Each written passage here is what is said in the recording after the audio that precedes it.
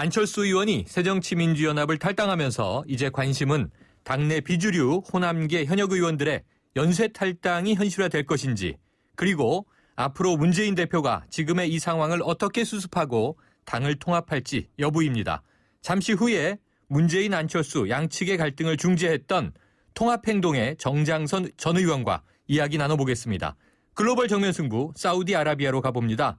최악의 여성 인권 국가로 불리는 사우디아라비아에서 여성에게 처음으로 출마할 수 있는 권리를 준 선거가 치러졌죠. 여성 당선자까지 배출된 이번 선거의 의미, 사우디 현지 연결해서 짚어보겠습니다. 오늘 문자는 프로그램 들으시면서 생각나는 의견 자유롭게 보내주시고요. 문자 서비스 샵 0945입니다. 짧은 문자 50원, 긴 문자 100원에 정보 이용료가 있습니다. 정면 인터뷰 정장선 전 새정치민주연합 의원과 함께합니다. 의원님 안녕하십니까? 네, 안녕하세요. 네, 이 문재인 새정치민주연합 대표와 안철수 전 공동대표 간 이 갈등을 중재해온 통합행동에 참여하셨죠? 네, 그렇습니다. 자, 지난 주말 안철수 의원의 탈당까지 이 일련의 숨가쁜 상황 어떻게 지켜보셨나요? 예, 처음에는 저희들이 그 통합행동을 구성하게 된 것은 그동안 이제 주류 비주류 간에 너무 싸움이 격화되고 네. 또 해결의 방안이 보이질 않아서 이러다 진짜 당이 심각한 국면까지 가겠구나 하는 생각에 네. 저희들이 뜻을 같이 하는 사람들이 통합행동을 만들었습니다. 그리고 나서는 이제 문재인 대표와 안철수 전 대표를 우리가 번갈아서 여러 번 만났었습니다. 네. 그 당이 워낙 심각하고 하니까 두 분이 조금씩 양보해서 좀 이렇게 만나고 또 어떤 타협점을 찾아서 당을 살리는데 역할을 좀 해줬으면 좋겠다라는 뜻에서 이제 만났었습니다만 네. 결국 이런 상황까지 오게 돼서 안타깝게 생각을 하고 있습니다. 네. 자, 그동안요, 이 화성 문재인, 금성 안철수 이런 말까지 나돌았는데요. 네. 이 가까이서 보시기에 실제로 양측의 불신 상당히 골이 깊었나요? 예, 제가 볼 때는 제가 생각했던 것보다 훨씬 심각했다고 좀 이렇게 보여집니다. 네. 안철수 대표는 제가 직접 한 두 번을 만났었고요. 네. 또 문재인 대표도 이렇게 만나보고 했었고 또 다른 의원들도 이렇게 교대로 만났었습니다만은 안철수 대표는 그동안 뭐 대선 때부터 시작해서 지금까지 그 골이 워낙 많이 깊어가지고 네. 심지어는 문재인 대표에 대해서는 0%도 신뢰하지 못하겠다 하는 표현을 쓸 정도로 네. 그 좀 심각한 그런 불신 상태를 보였었고요.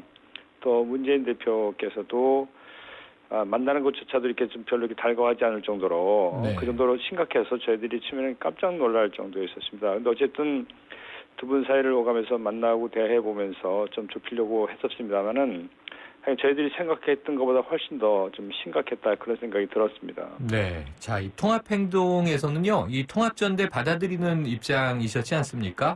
네, 저희 그렇게 말씀을 드렸습니다. 네. 문재인 대표가 좀 조기에 이를 수용했더라면 지금의 상황 피할 수 있었다고 보세요? 예, 그러니까 저희들은 지금 상황이 어쨌든 그 두 분의 협력이 중요하다고 생각하기 때문에 네. 저희는 처음부터 두 분이 협력하에서 참여를 하든 아니면 다른 제3의 인물을 세워서든 비상기구를 만들어서 야권이 전체로 통합할 수 있는 기틀을 만들고 거기에 두 분이 참여를 좀 적극적으로 했으면 좋겠다는 말씀을 드렸었습니다. 네. 근데 이제 거기에는 뭐 말씀드린 것처럼 처음에는 좀 문안박 연대 체제에다가 그것이 좀 안철수 전 대표에서 이제 그 거절당했지 않습니까? 그랬죠. 예, 그래서 어쨌든 지금 상황에서 그 문 대표 혼자 끌고 갈 수가 없기 때문에 저희는 또 어쨌든 통합의 기틀을 만드는 게 좋겠다 그래서 통합전당대회를 이렇게 말씀을 드렸습니다만은 그 문 대표는 그 부분에까지는 동의를 했습니다만 거기에는 정의당까지 포함하는 그러니까는 이 천정배 의원뿐만 네. 아니라 정의당까지 포함하는 전대 그것을 계속 고집하셨던 것 같고 안철수 전 대표는 그 혁신 전당대회 우리 그랬죠. 내부 먼저 하는 네. 자강을 위해서 하는 그런 전당대회를 하자는 게 끝내 좁혀지지 않아서 이렇게 됐다고 봅니다. 네. 자, 어제 이 버스는 지나간 것 같습니다만 만일 이 문재인, 안철수 양측이 다시 한번 함께하는 모습을 보였다면 내년 총선 유리했을 걸로 보세요? 지금 그렇게 해도 쉽지 않은 상황입니다. 지금 뭐 정당 지지도도 워낙 차이가 많이 나고요. 네. 지금 야당에 대해서 그동안 실망을 많이 했었기 때문에 지금도 굉장히 어려운 상황이고 특히 이제 수도권 내에서는 굉장히 어려워서 지금 뭐 여기저기 비명을 좀 지르는 상황이지 않습니까? 네. 그래서 최소한이라도 일단 두 분이 협력해서 당의 어떤 혁신의 틀을 만들고 그걸 기초로 해서 야권 전체를 하나 통합할 수 있는 기틀을 마련해 보자고 이제 했었던 것입니다. 네. 이것이 최소한의 전 장치였다고 생각을 하고 있고요. 그럼에도 이것이 안 된 것이 무척 안타깝게 생각을 하고 있습니다. 네. 지금 말씀하신 최소한의 장치가 작동하지 못했는데요. 네. 자, 이 최근에 새정치민주연합 당내 갈등을 보면서 참 많은 분들이 당에 어른이 없다 이런 지적을 하십니다. 네. 당 내부에 갈등이 없을 수는 없겠지만 이를 중재하는 역할을 할 어른이나 원로가 없다는 건데요. 동의되십니까? 예, 저는 그동안 좀 제가 이제 국회의원을 이제 안 하면서 네. 그동안 좀 거리를 뒀다가 이번에 통합행동 활동을 하면서 많은 분들을 만나고 또 들었습니다만은 가장 이제 아쉬운 대목이 당의 중진이나 좀 어른들께서 진작에 이 정도로 불신이 심각했더라면 좀 중재에 나서고 서로 만남을 통해서 좀 이렇게 화합하고 화해할 수 있는 좀 그런 걸 만들어줬으면 하는 아쉬움이 있고요. 예, 그런 부분에 있어서 너무 늦게 이 중재에 나서고 또 목소리를 낸 부분에서 굉장히 안타깝게 생각을 하고 있습니다. 네. 그러니까 제가 볼 때 당의 어른이 보이질 않고 또 이런 고비 때 진짜 큰 목소리를 내는 어른들이 보이지 않았다는데 좀 안타깝게 생각을 하고 있습니다. 네. 자, 문재인 대표가 이런 말을 했습니다. 호랑이 등에서 내릴 수 없다. 총선 승리를 향해서 멈추지 않을 것이다. 이렇게 정면 돌파 의지를 이제 천명했습니다만 이 다른 의원들의 탈당이 계속 거론되고 있는데요. 이 탈당 추가로 이어질 것으로 보세요? 제가 볼 때는 당분간 그렇게 큰 탈당은 이어지지 않으라고 봅니다만은 어쨌든 상황이 이렇게 된 데는 안철수, 문재인 두 분 책임이 크고 특히 문재인 대표는 대표이시지 않습니까? 지금 현직 대표고요. 그래서 상황이 이렇게까지 된 데 저는 커다란 책임을 저는 갖고 있다고 생각을 하고 있습니다. 예를 들어서 이 안철수 전 대표가 10대 혁신안을 꽤 오래전에 내놨지 않습니까?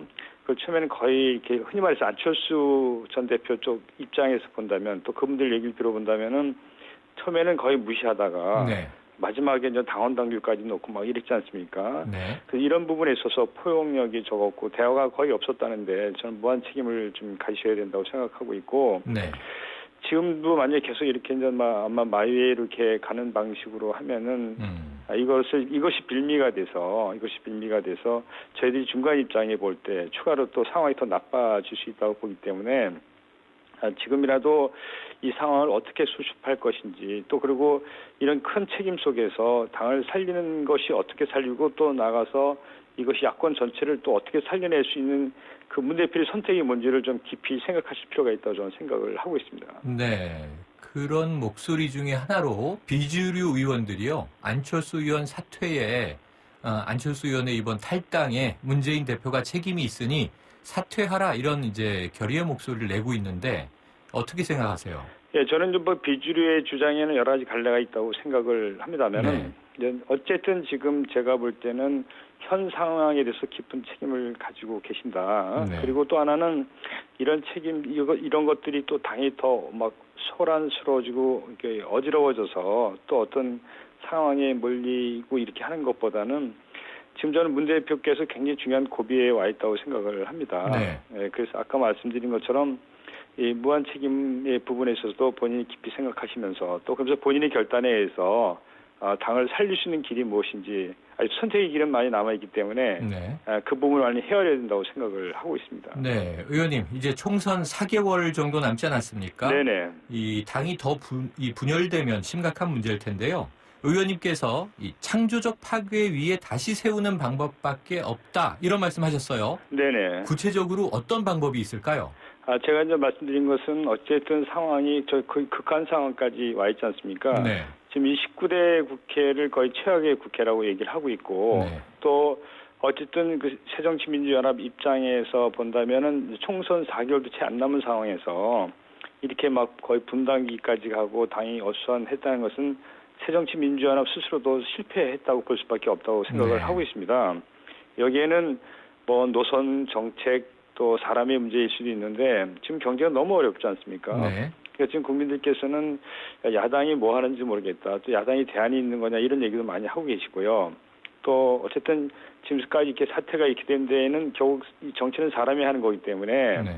결국 지금 이 당을 운영하는 이 사람의 문제라고 생각을 하고 있습니다. 그래서 이런 이 경제 불안에 대한 대안, 그다음에 지금 어쨌든 이 정치적 상황에 대한 당의 커다란 책임에 대한 대대적인 어떤 그 쇄신 같은 것이 필요하고 그러기 위해서는 단순하게 이렇게 이 문제를 해결하려고 봐서는 더 큰 위기가 올 수 있기 때문에 이 야권 전체를 어떻게 이 노선부터 시작해서 사람 바꾸는 일까지 네. 원점에서 모든 것을 고민하고 노력하지 않으면 정말 길이 없다 이런 생각에서 그런 말씀을 드렸습니다. 네, 알겠습니다. 오늘 말씀 감사합니다. 네, 감사합니다. 지금까지 정장선 전 새정치민주연합 의원이었습니다.